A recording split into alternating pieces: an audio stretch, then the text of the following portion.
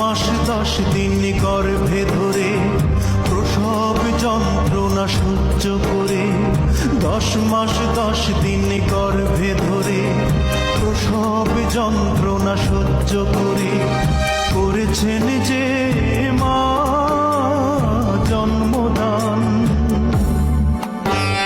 ঘুম পাড়ানি গান শুনিয়ে বুকের রক্ত দুধ বানিয়ে, ঘুম পাড়ানি গান শুনিয়ে বুকের রক্ত দুধ বানিয়ে করিয়েছেন যে মা দুগ্ধ পান।